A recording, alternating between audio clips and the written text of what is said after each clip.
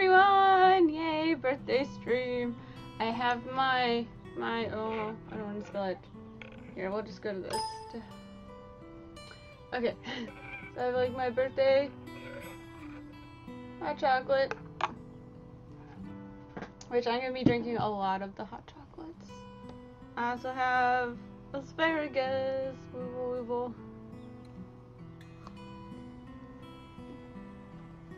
I know, it's a really weird thing that you'd be like, oh, whenever my birthday, and stop dang thing. So I've never played this before, so this will be exciting. Lots of choices, you know, the thing I'm super good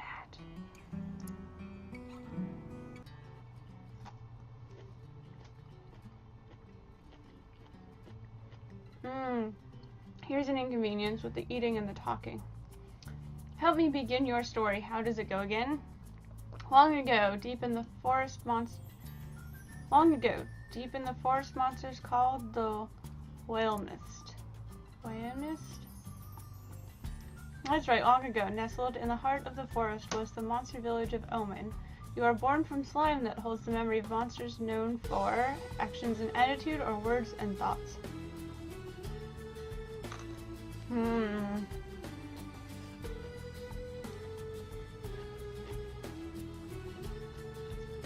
Oh, I forgot to mention. Although I haven't been using it yet, I have my special fork.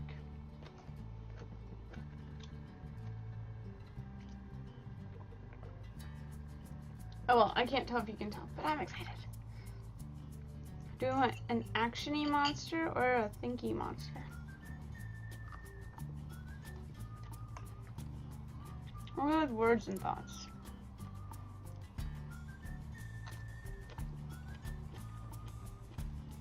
You're not awake yet, but soon your first eye will open. Your simple dreams will give way to life itself. In your dream of helping the sick and soothing the woeful, outsmarting everyone else, or speaking true and others lie. I'm gonna go with that one.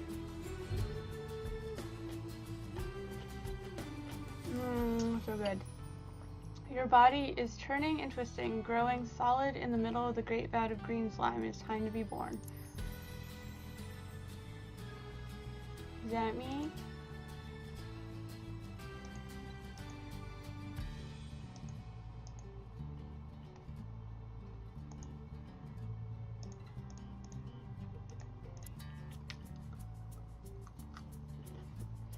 You awaken in the thawing season when the ground is soft and wet.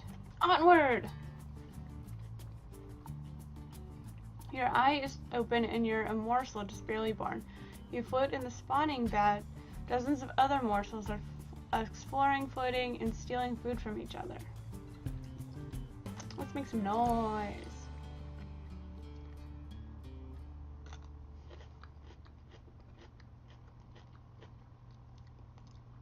One side of your blobby body splits and you taste slime. You've never tasted anything before. The effort of growing a mouth makes you turn over, plunging your eye under the slime. Let's look at the floor. You watch tiny, solid clumps form and break up. Let's study them clumps. Some of them merge and start to rise up, becoming new morsels like you. Others are caught in the currents and swirl around, dissolving forever. It's all good. You turn right side up and breathe in through your new mouth. Hello, world! Now, in truth, it's time to swim.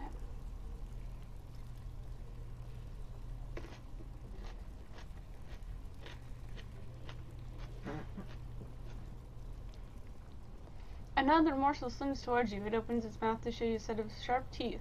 It bites you. I swim away from the toothy morsel. What? This is intolerable. Stop that biting. We'll go with that one.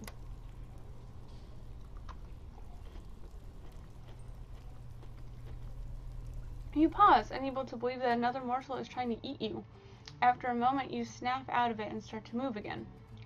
Resist it, kill it, or unite other morsels. Let's unite. Yeah. Sweet. You speak. Your words are simple, but some of the morsels understand you. They converge on the biter. Thank you! Let's turn on. There we go.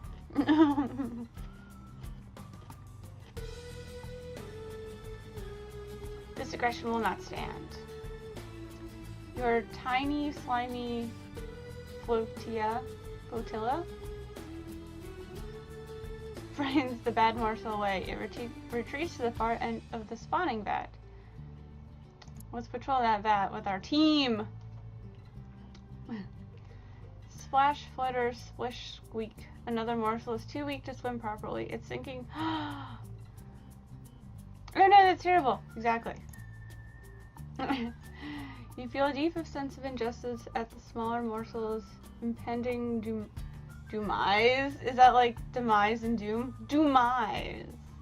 Is it German? Am I speaking German? If only you could do something about it. Well, let's do something about it.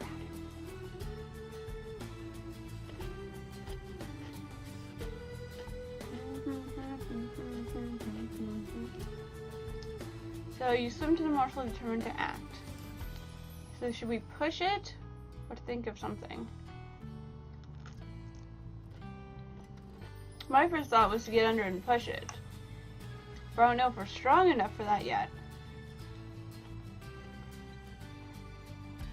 And if we think too long, it might just poop. Let's push it.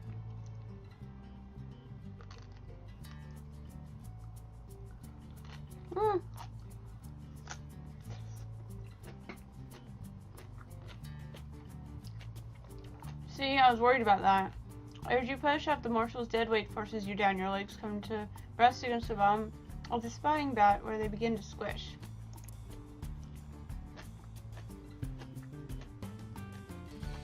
Oh no! Still not giving up.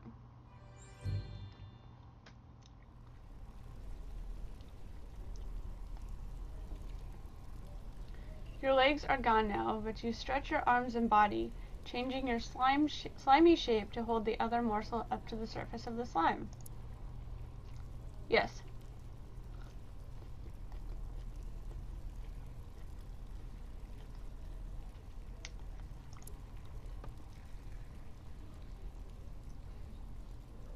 What? Your body dissolves as you push one last time. The other morsel breaks apart. What?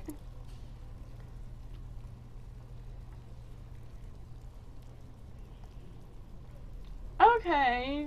There was some sort of weird two blob thing. Cool! The two dissolving morsels race for each other. They come together in a single mass, a new morsel.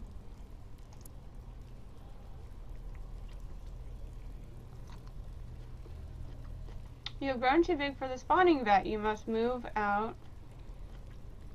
Move to the next stage of life and become a monsterling.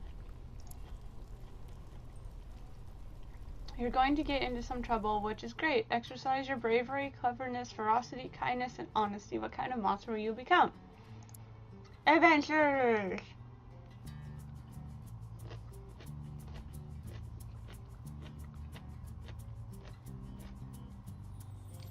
Oh. So good. Yeah. It's so funny. I have my special fork, even though I'm obviously not using it.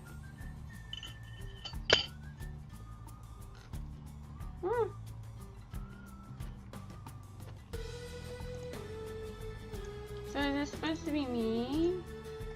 Oh, so I didn't have legs. Did I get new legs?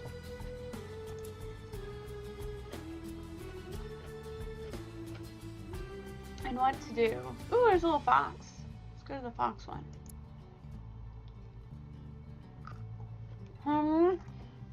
A roly-poly fox stumbles into the brood cave, leans against a rock, and coughs. It looks vaguely at you and the other monsterlings, showing no fear. Let's talk to him.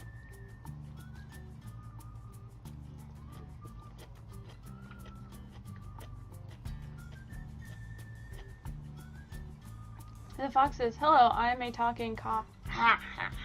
Then it drools and spits. It's really sick.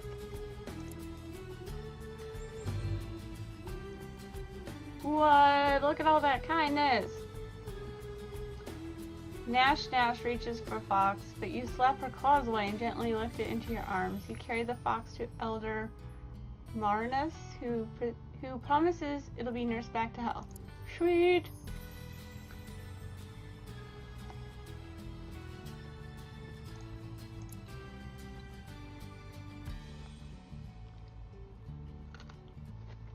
There's 1, 2, 3, 4, 5, 6, 7, 8, 9, 10.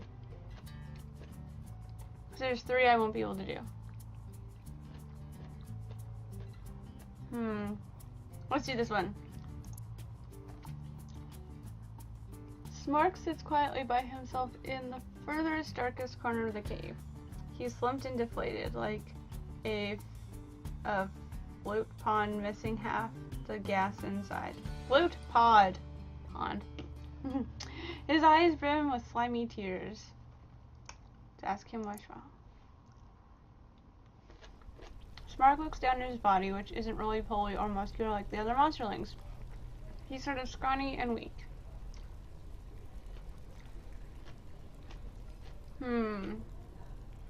Should we be really nice to him or be all honest with him?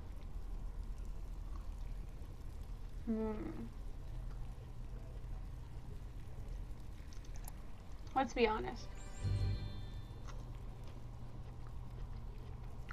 You may be weak now, Smark, but that's going to change. Just a few more days and you can start changing. Like we all will, and then you can hunt.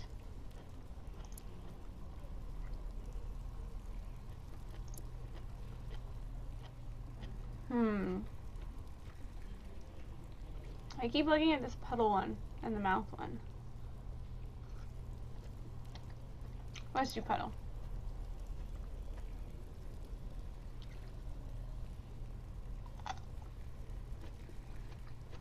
You notice a puddle of glowing slime at the back of the cave.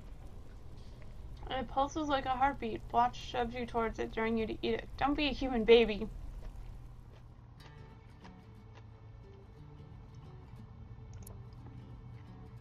Indeed, but how?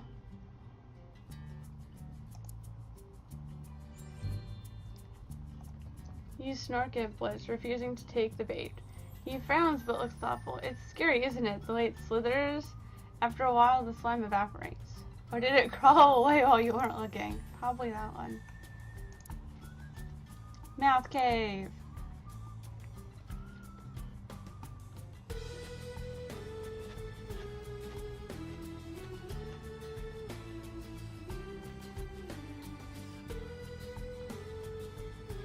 Elder Marna splits in a pool of cave water, puffing her body like a bulbweed.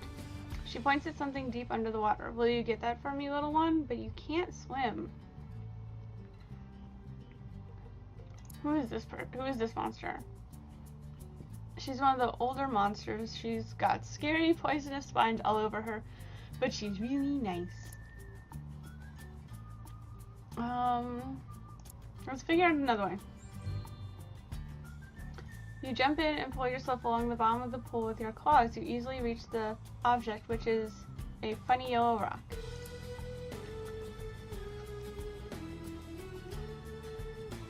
You roll it back to Marnus, who pats you on the head. Clever one, well done. So many kindness points. So nice.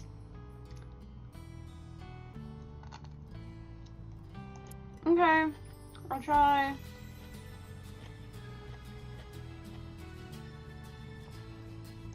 Let's do this one. You, Nash Nash, and Blistry are wrestling near a big clay jar. You knock the jar off the ledge and it breaks into 100 pieces. You catch Elder Marnus out of the corner of your eye.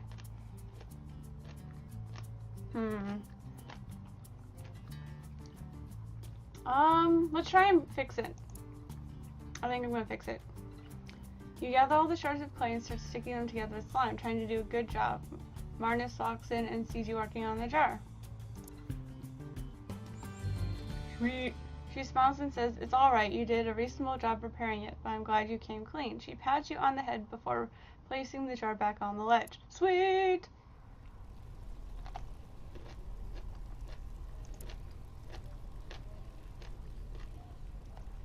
Let's go with the happy face.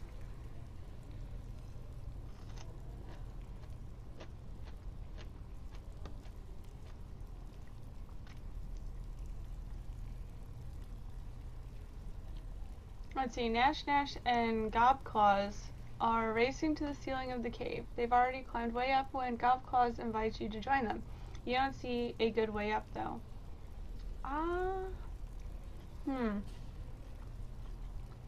It's either copy them or make a good effort.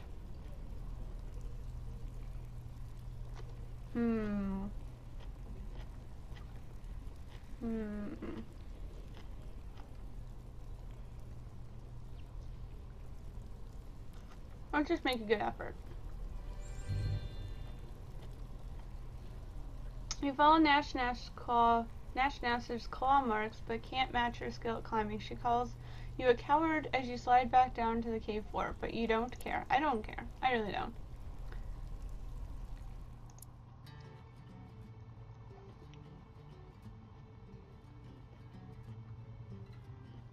Huh.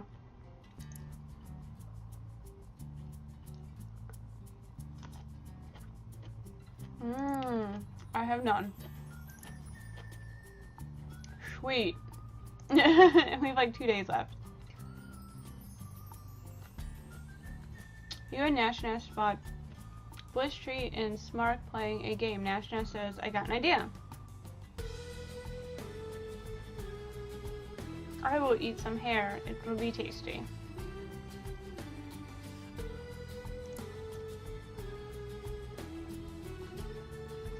Bush Tree thinks she knows everything.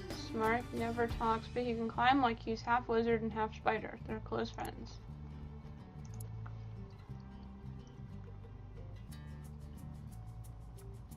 Nash Nash says, look at the mushrooms all over the place. I hear they're tasty and they won't miss a few if we take them.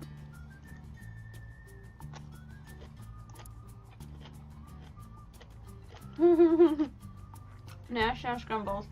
Why do they have to be special? Is it being tasty enough? Why do you hate delicious things? I ain't no thief.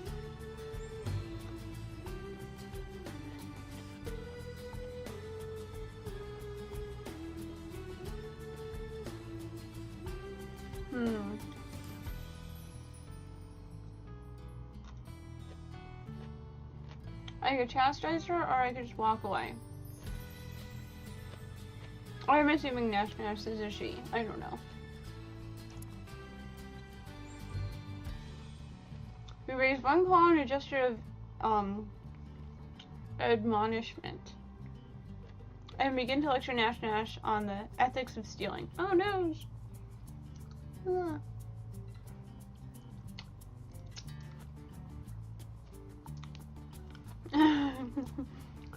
She imitates you mouthing the same words while making mama wah wah noises. I'm just gonna let it go. Whatever. Oh wait, I never had anything in ferocity. You accept your peers' mockery and walk away feeling superior. I guess the only thing I didn't have anything in, so... Woo! No change.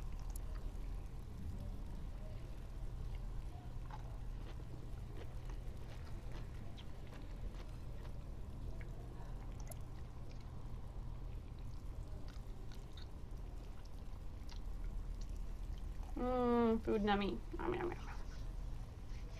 3 gangly adolescent monsters wander into the cave and start poking Gobclaws with sticks. She tries to get away, but they surround her. Blisstree starts to cry. Pig. You approach the conflict. No way you can fight them all. Convince them to leave with words. Oh yeah? Keep your sticks. Use claws. Get others to distract them, then slice them up with your claws. Let's distract them with words. Hey, pick on someone your own size. Or didn't you know the oldest monster is visiting or spawning about today? The boys nosy out of the cave. Blisstree whispers thank you.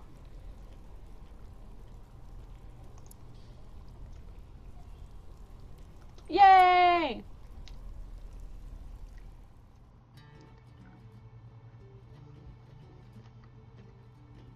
Smoke's grave. Oh no.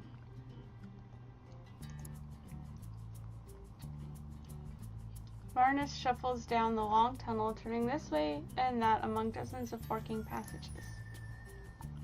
Oh, I guess that is the little me.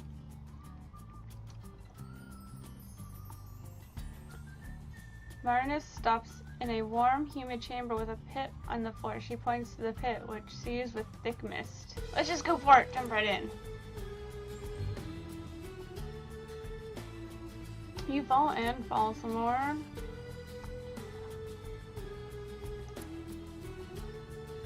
Oh no! Maybe clouds. Bones and grooves. What? Where is this? It must be somewhere.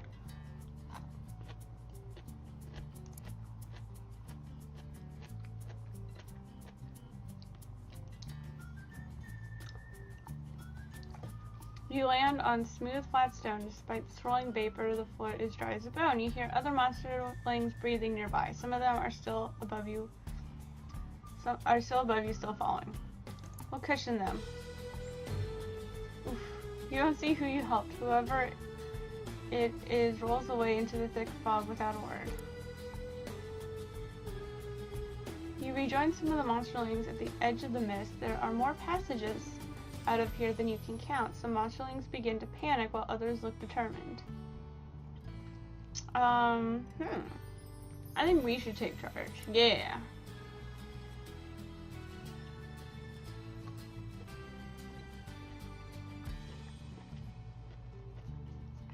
I think we should help everyone work together.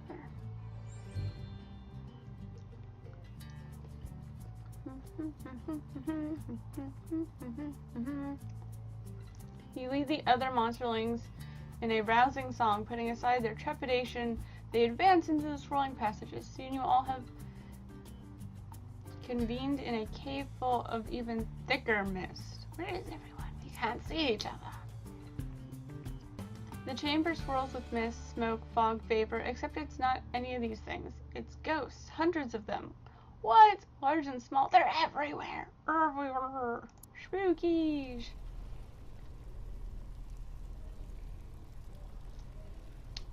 Yeah, no, I'm gonna be all brave. What ghosts? What? Bring it. The ghosts speak in many voices, all hollow and distant. All in unison. They ask you, do you fear?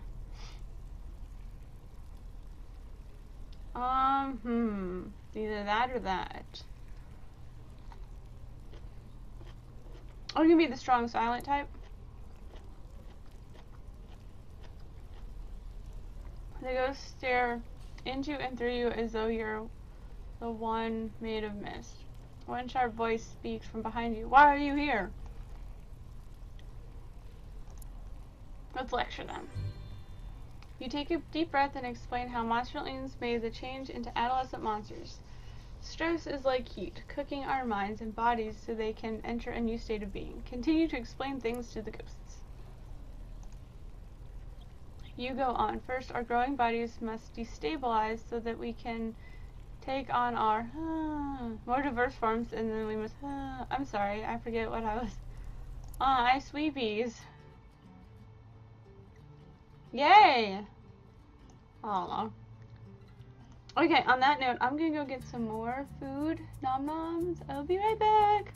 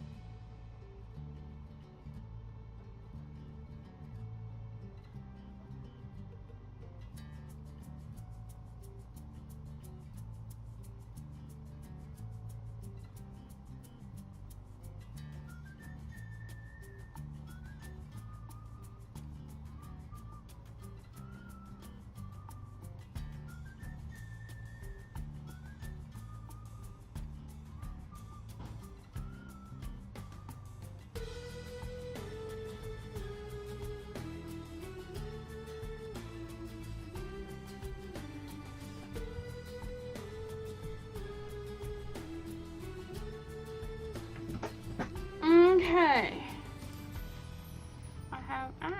Stop getting... I don't know why there's a hard drive partially on my desk, but I just got soy sauce on it. Yay!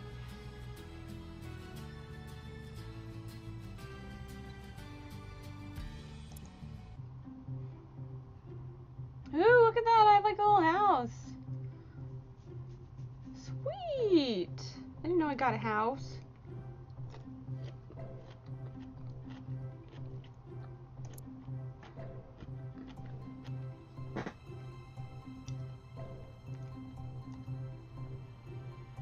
The more brave, clever, ferocious, kind, and honest you are, the more other monsters will grow to respect you. Gain enough respect and you might someday affect important world events. Ooh.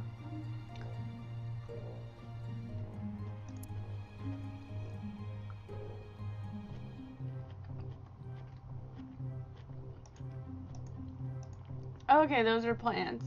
I was like, what are those weird pinchy things coming out of my head?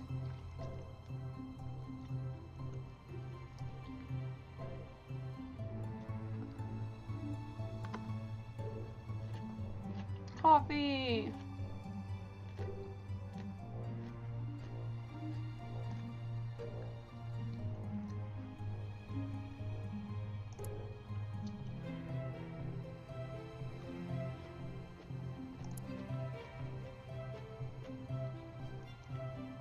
Okay, I guess there's not much else to do other than hop around.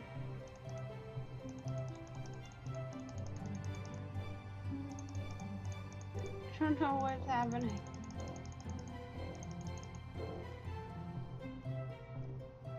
Woo! Okay.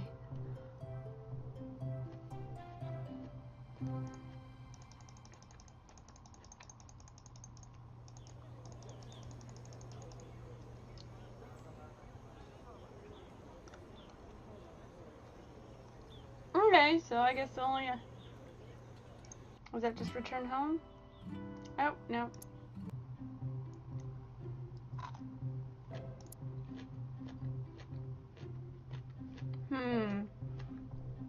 Well, we're not known for our ferocity, so we might not want to do that one. Paw print.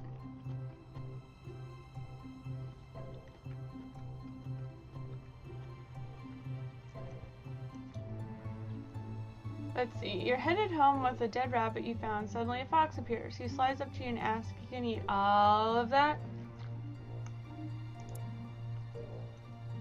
Most talking foxes are fatter and better fed than their stupid cousins, but this one is lean.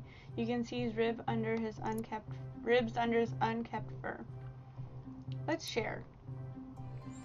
Because obviously, I'm hungry. You tear the rabbit into 2 pieces. It splits unevenly. One chunk has most of the meat and the other's a bunch of tendons and skin. The fox looks up hungrily. Let's give him the good chunk. I like foxes. You and the fox enjoy the delicious rabbit. Crunchy. Crunchy.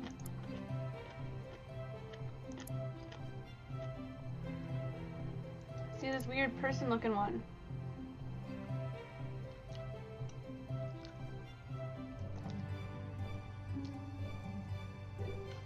You, Nash, and Gobclaws hide in a stand of prickly thorn bushes, watching human children run back to their bus. But what's that they left shiny red round things? It's a scooter. Firsties! Really? Ferocity? Okay. I think battling would be. You all charge out of the bushes only to trip over each other and land in a pig pile of feathers, scales, and fur. Now what? Sharing is caring! As she pushes her foot into your face, you realize Nash is the true owner of the scooter. You let her up and pin Gobclaws, who bites your ear in fury. We're like besties, me and Nash, apparently.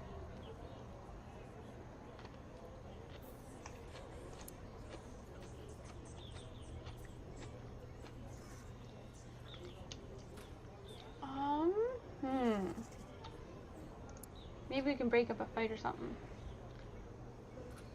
There you go. You hear screams, shrieks, and cheers, and you come running. The oldest monster is fighting a challenger. Even the elder monsters flee a safe distance. They know this could turn out badly.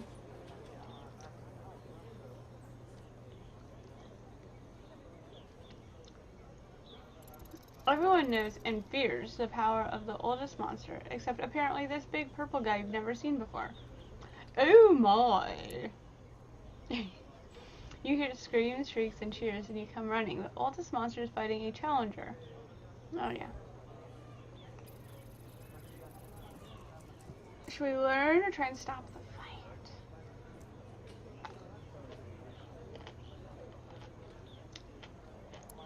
I'm gonna watch and learn.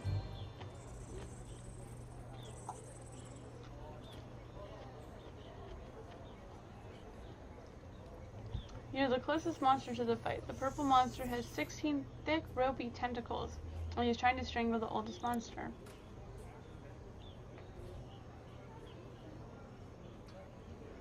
The oldest monster ignores a grip that could and does shatter a hovel. Let's get closer. You move just a little closer, ignoring the shouts from behind you. The oldest monster swings the purple guy by his tentacles, and you're in the path of the great boots body. No! Marnus shrieks as the purple guy uproots a tree. The two great creatures square off again. Giant Hamrag squeaks, "Get out of there, you fool!" Elia gasps and hides her face. Marnus puffs herself up and rolls between the fighters like a great spidery boulder, trying to grab you and pull you out of there. The oldest monster's tail twitches barely, and Marnus is knocked away like a ball, deflating and bleeding. Oh no! You get 2 steps before the purple challenger snaps you up in his jaws. Just before he can chew, the oldest monster rips his head clean off and hurls it away.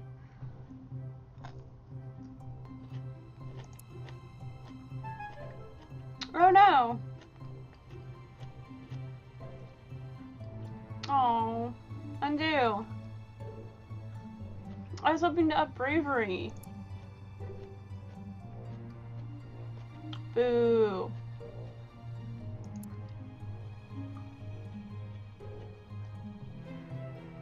Let's go to a castle.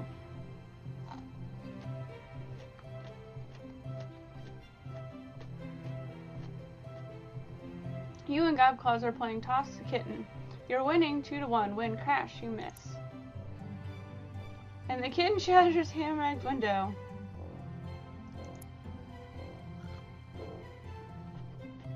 Hamrag comes crashing out of his hovel. Still half asleep, but all the way angry. Who did this? I'll drown you in the spawning vat.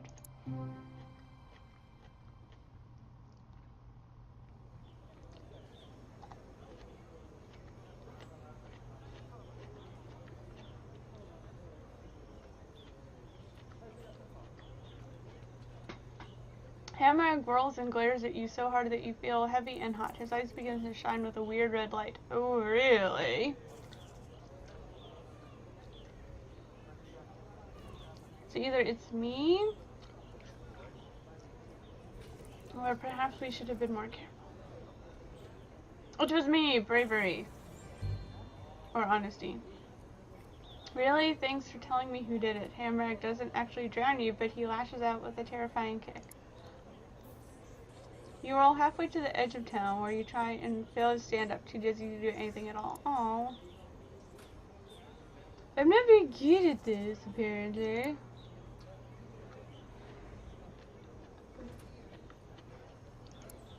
We'll do mouth cave again.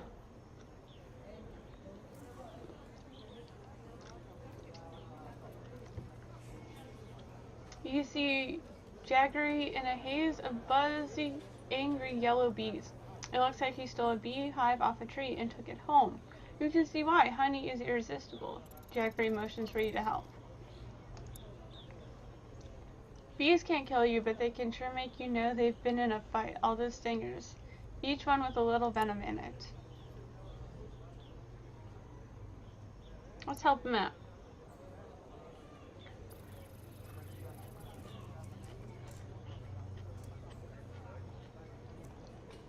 Just standing there thinking about it, you get stung twice. The bees are getting angrier and angrier. Jaggery frowns and asks, what do we do? Let's put it near a smokehouse. It works. The bees fall asleep and you get a double clawful of sting-free honey. Yeah! Honey's nummy nummies. Oh.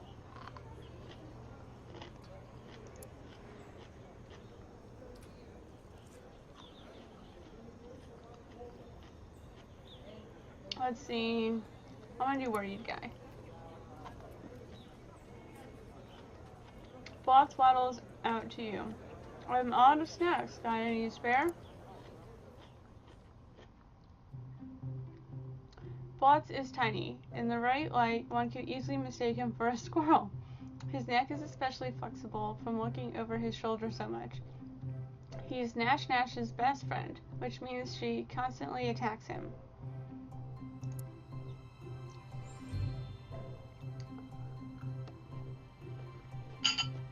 Blots grins. That's great. Thanks so much. He waddles away, munching on a bitter beetle.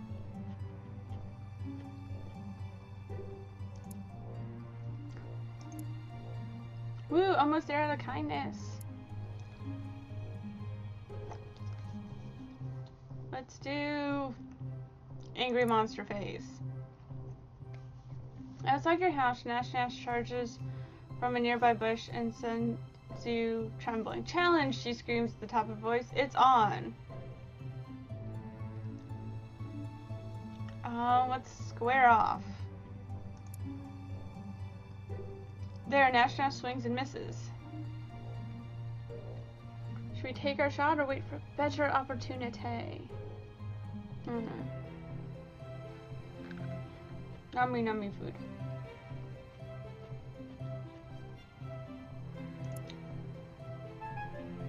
Aw.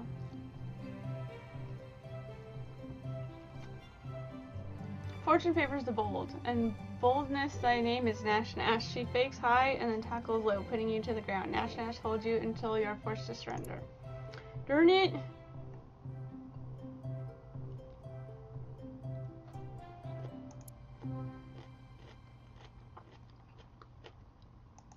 Let's do heavy rock.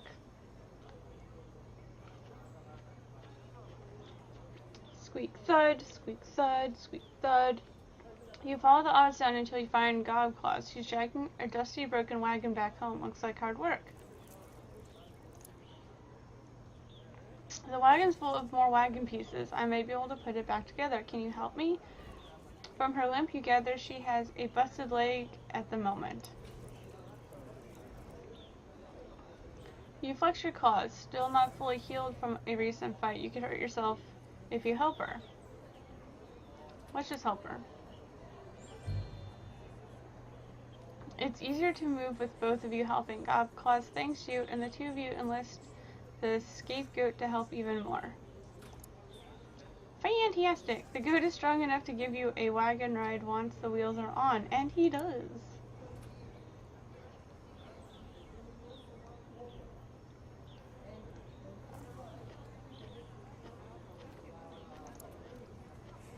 What? Crazy. Adolescence is fleeting. You have grown beyond youth and have become an adult.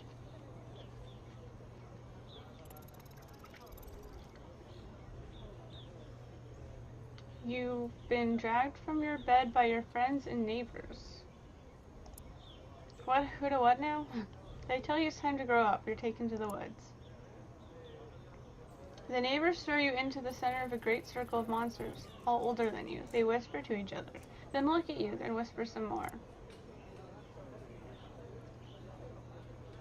The monsters murmur and mutter, spit and snarl. They're deciding what best to find you as a monster. After a while, the muttering stops, though the murmuring goes on for some time longer. Finally, the assembled monsters come to a decision. The ring of monsters shuffles closer to you, forming a tighter circle. Elders loom over you while the smaller adults crouch low. Your surroundings grow shadowy and dark. Wait, what? This is the end of your adolescence. Your body becomes tougher, and the other grown-up monsters will be more likely to listen when you speak. The ring of monsters shuffles closer to you, forming a tighter circle. Elders loom over you while the smaller adults crouch low. Your surroundings are shadowy and dark. You see concern in some of their faces, but very little respect.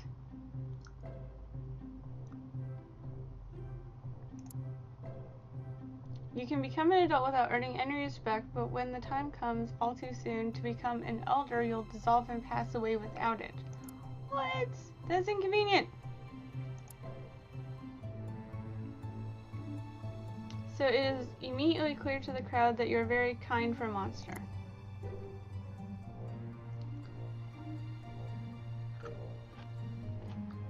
You are sent to the goat pit to groom the scapegoat. The goat is unusually unruly and angry today.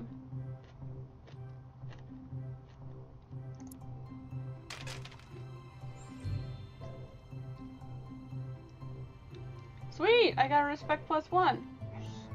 You let the scapegoat bite you with its horns until it's tired, then use your claws like clippers. You give it a nice trim and pick off some tasty parasites. The crowd is impressed.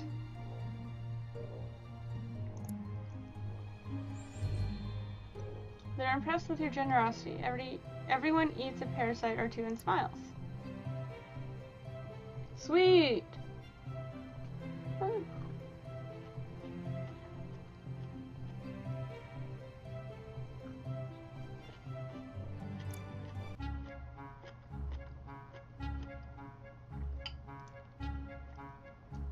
Yay!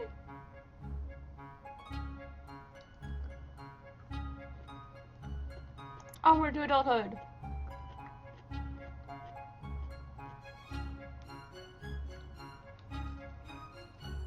So I'm guessing if I do the politicking kind of stuff, I can get more respect. That's apparently a good thing. Alright. Chicken leg. What? Chicken butt. Why chicken thigh? Suddenly your favorite food flies down from the sky and perches within arm's reach. The magpie chirps. Have either of you seen a cornfield around here? Your stomach growls.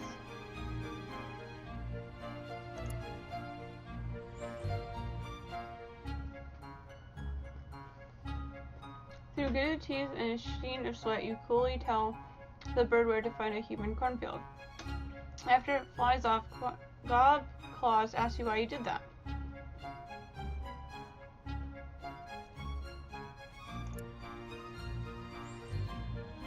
She nods at you. Sage thought. Someday I might need help, and that magpie could give it. But we still need to get a real meal.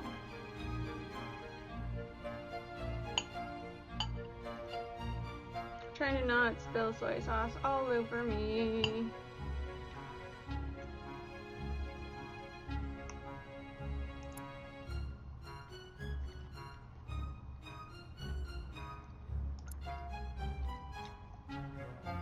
You and Nashness encounter the Proud Bear.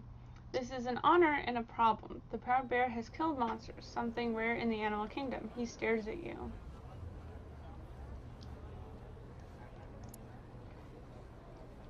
The bear is so potent that it deserves capital letters when being referred to. He shines from within, radiating a light invisible to the eye but plain to the heart. The bear doesn't move. You go back the way you came. Okay, that's inconvenient. Let's do Pedo Bear. A small pack of elder monsters are huddled at the edge of Omen, watching the woods and discussing something in hushed tones. Elder Hamrag is saying this could simply be a rumor. We don't know that out there for sure. Hamrag says some of the younger monsters have seen others in the whale mist. Monsters from no town we know of, thin and cold, without food or shelter.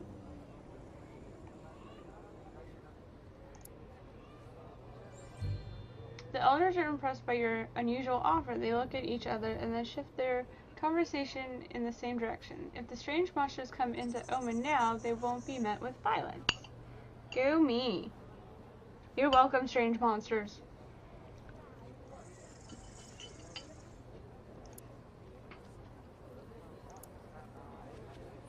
Let's see the goat. A squirrel hops into a pool of sunlight, bright-eyed and bushy-tailed, ready to bury nuts and make something of itself. You drop on it from a branch, grab it, and twist off its head. Nom nom nom. A young wolf suddenly leaps in front of you, snaps the squirrel of your claws, and runs off, laughing and barking. Wolves can't bark now. Wolves can bark now? Isn't that only dogs? I'm gonna go with that one. She must be multilingual, plus it looks like she's faster than you. Let's chase her. Oh, you run into the underbrush, slashing and tearing at the binding vines and leaves, but soon lose the wolf's trail. As you start her home, you notice that wolf poop, wolf poop, has been left along the trail. You know without a doubt who left it there. What? Failsies. Let's go hang out with a snake or something. The snake moon is rising in the sky, and it's time to gather snakes for the ritual.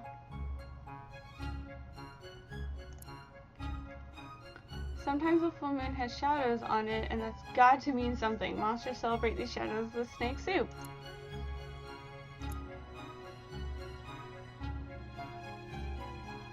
You wander the fields near the whale mist. It's easy to catch snakes. Thanks, Divine! Yay! And hey, what's up?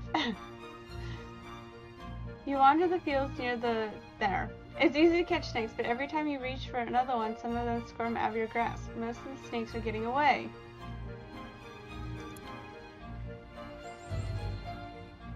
Everyone claps when you arrive with 3 living snakes hanging from you by their fangs. The venom hardly stings at all.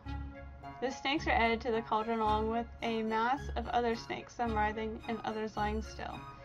Join the circle as the ritual begins. Yeah! I'm gonna finish my food before it gets too cold. On that note of snake soup,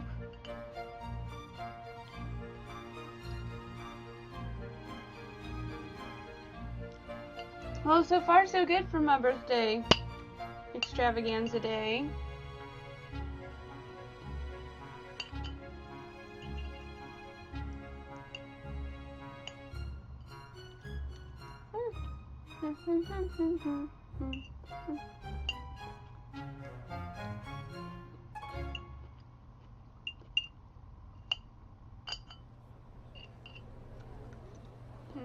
Soy sauce. And sesame oil. Nom nom nom.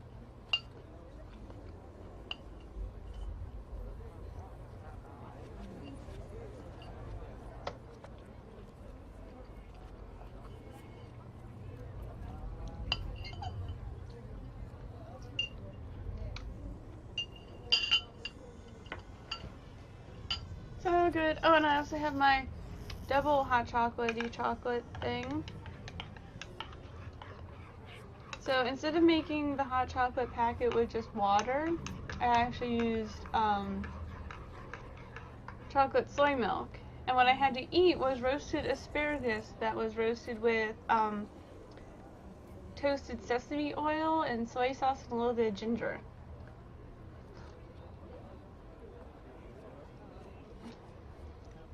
Those were just the tops I had left over because those were the best parts, so I try and save those for last. I did 1, 2, 3 of those. I've done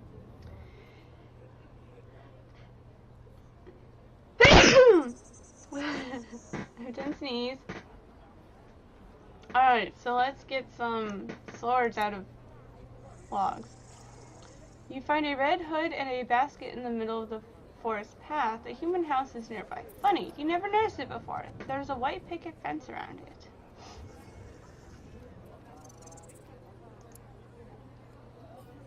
There's a great deal of blood in the yard, along with a half-dead wolf coughing weakly. Woodcutters, friend, you can't trust them. Beware their axes, even worse than knives. The wolf finishes dying. I could bow my head in respect, or nom nom nom on the wolf. Nom nom. I love asparagus. It's so tasty.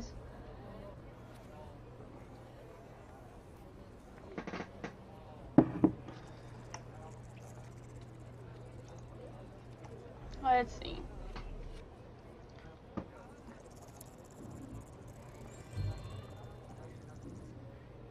You're not sure if you're respecting the human capacity for killing or the wolf's perfectly timed last words, but before you can come to a decision, you've grown bored. You haul the strangely heavy carcass back home, and Elder points out a sewn up... Oh!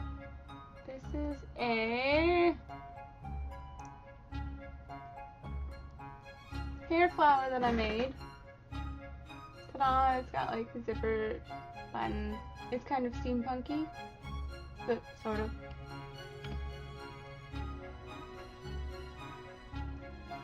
What? Oh no, did I break it? I'm gonna laugh if I broke it.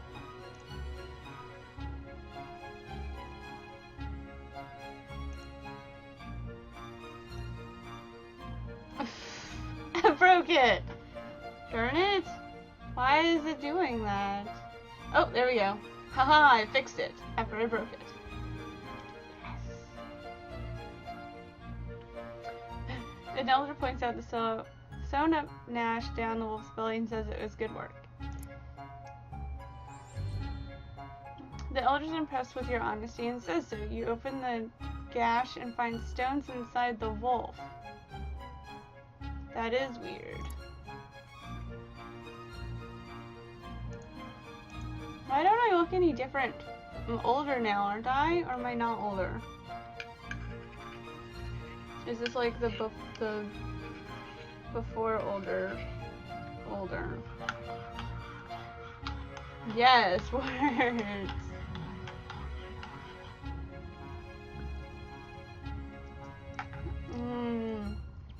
Marshmallow goo.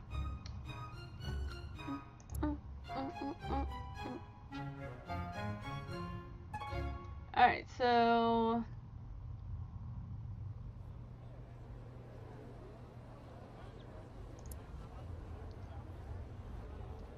Bushtree comes to you, flapping her winglets and clutching their claws. Mupsy Moral is looking for me. I overslept. I missed the hairy hare hunt. I was on the list for the hunt, says Bushtree, and those hairy hares are really fast. We have to collect enough of their feet every year so Omentown has good luck. She yells, "None! I was supposed to watch from above and show the other hunters where the hares are hiding." Bushtree flutters her winglets again, especially for me. Mupsy is going to print a story about how I ruined everything for everyone. Bushtree comes to you, flapping her winglets. Bushtree suddenly leaps to the top of a garbage can, spreads her winglets, and glides away. Just then, Mupsy Moral rolls into Portent Square, pens and pad grasped in her tiny claws. Did you see Bushtree come through here? I want to make sure everyone knows the truth. We'll just go to no comment. Mupsy bought it. Bushtree's overjoyed. Yeah, that's probably like kindness or something that I already have mapped.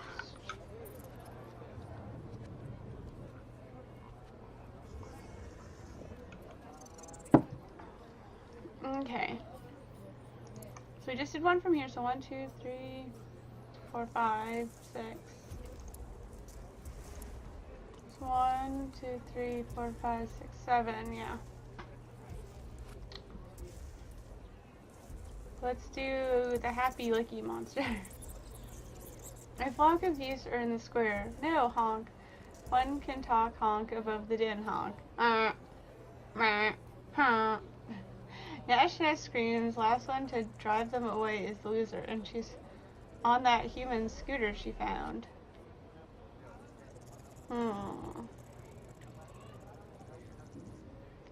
Honk. Honk. I want to hunt down a cool secret weapon of my own. I don't need her scooter or whatever. You run to Hamrock's hovel and steal or borrow the fox pelt he uses as a doormat.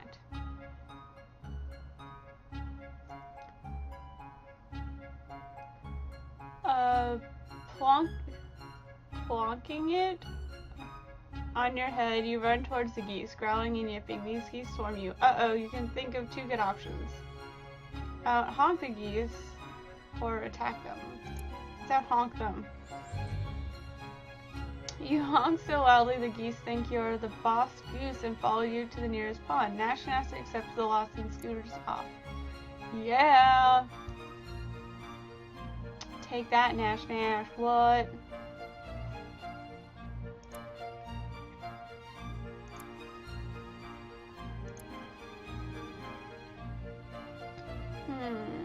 Let's do the spider one.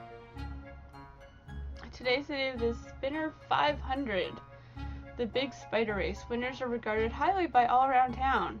Yeah, let's do this.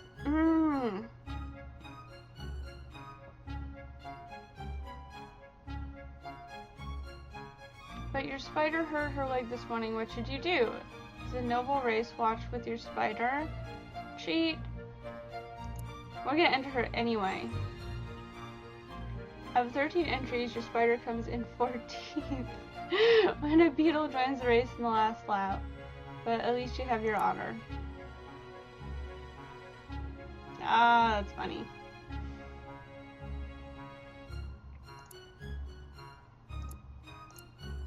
So let's... Hey, Cuddles! Yes, birthday stream. Let's see, what do I want to do now? I want to do chicken leg. I like the chicken leg ones. As you explore the whale mist, you notice that the air smells faintly of gingery bread. There, ahead, there's a flock of very fat birds pecking on a trail of crumbs that winds through the trees. Let's follow them. It leads along twisting paths you never knew existed. Deep in the forest, you come across a rickety human house which smells of baked goods. You hear human speech. Two children are babbling nearby. Let's examine the children. The human children look tired and very thin, but their bellies bulge as though they've just eaten a huge meal. They're so weak that you don't fear for your life being so close.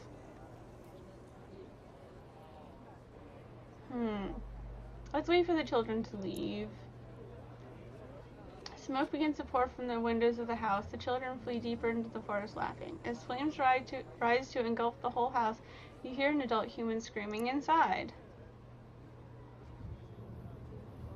Oh. Okay. I couldn't do anything about it? Like, rush in and, like, eat her?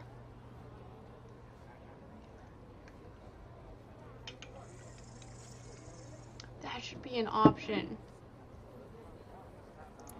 What else is there to do? There's the blood one, angry, inquisitive, determined, fighty one. And I always like the puddle hole one, so we're gonna do the puddle. Your neighbor, the elder monster, Alea, walks slowly in the direction of the brood cave. She's one of your next door neighbors, but she's much older than you. Months and months. She has tough scales and eyes of several different sizes. That's cool. Let's follow her. As she passes down, this is Monster. Monster loves you. As she passes down the road, some of the other elders nod to her. They then go to her hovel and start smashing things.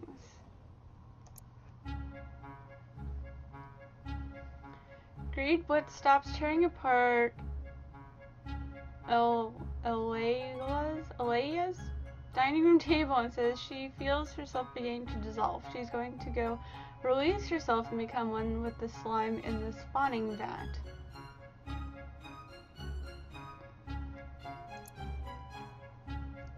Monsters who get to a certain age either settle into their personality and shape forever, or they let themselves become one with the slime from which they came. Their personality can have an effect on future generations of monsterlings. I'm gonna thank her. You're going to be remembered, and we'll see a bit of you in every monsterling from now on. Alea wipes a slimy tear from one of her small eyes and sniffs. Give her a hug. You hug Elia.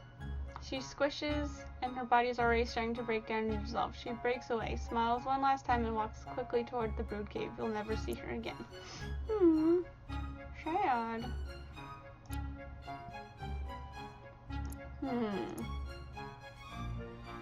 Let's do the blood one. You stalk the forest hunting an elusive swift elk. Suddenly it emerges from the underbrush, lowering its antlers and pawing the ground. It's going to charge. The elk charges and you duck under it, slashing a hole in its chest, but instead of a heart you find nothing. The elk turns, catches you with its antlers, and flings you into a tree. What? The elk bounds away. It's unkillable. I'm gonna warn everyone. The others thank you for alerting them to this unusual prey. They spread out. Eventually, Jaggery finds the elk and devours it whole. He seems a little dizzy afterwards.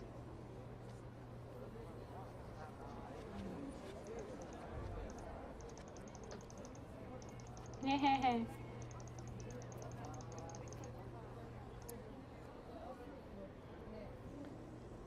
Let's go to the pointy accusing hand. You know your newest collection of human artifacts. You show your newest collection of human artifacts to your neighbors. They seem suitably impressed and listen in.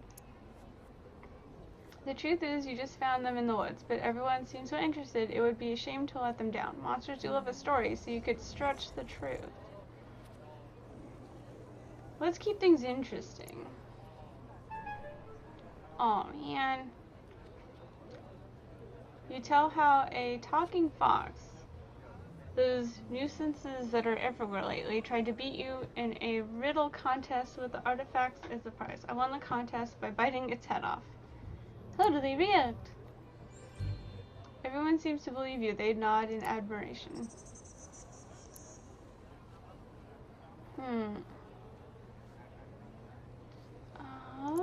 What do I want to do?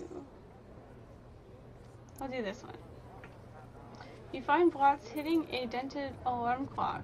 Why have bells that don't ring? And before he can answer, he throws the clock over his shoulder and glowers at it. Let's try and fix it. You pick up the clock and examine it with care. So it's so complicated, more complicated than anything a monster has ever made. And that includes monsterlings, wheels and cogs and gears and levers and slides and all kinds of things. Let's just keep poking at it.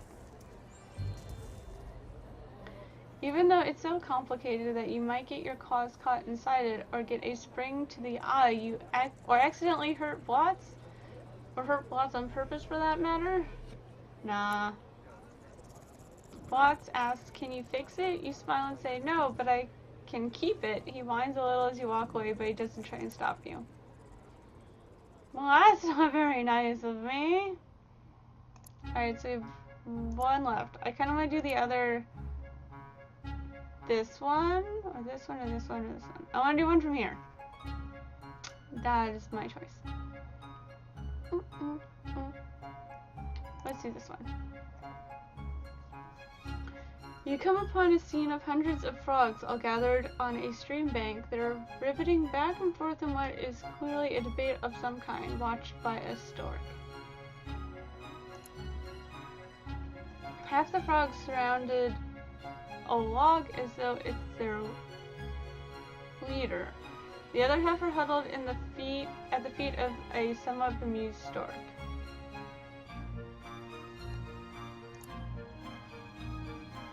Frogs are afraid of anything bigger than them, which includes every monster ever. And every monster ever includes you. Fraidy frogs!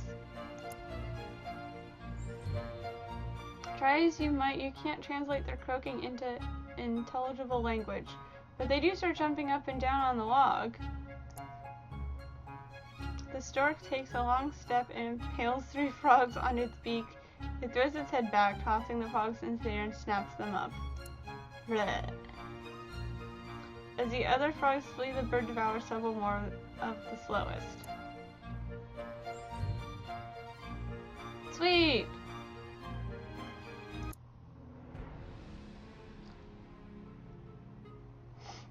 You're growing old, my friend. Your body is very soft and you drip slime everywhere you go. It's getting hard to leave your hovel.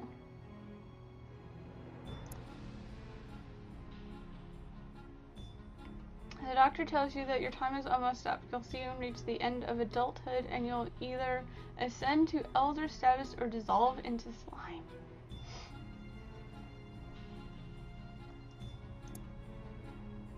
The spine doctor says there is a treatment that might prevent your dissolution. Odd things. The doctor says the treatment involves an extract taken from the tentacle ferns that grow in the whale mist. Following the spine doctor's directions, you enter the whale mist and search for a tentacle fern. They're common in these woods. You wade through a thicket of the sticky green coils, letting them brush against your hide until one lashes firmly in place. That means it's ripe. You snip the fern with your claws. A little monsterling trying not to be noticed.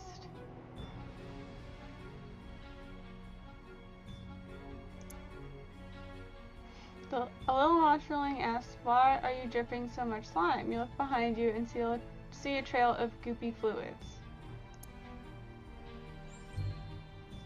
The young monster seems terrified at the thought of dissolving. She says, "It's not fair. Animals live much longer than we do, and humans longer still."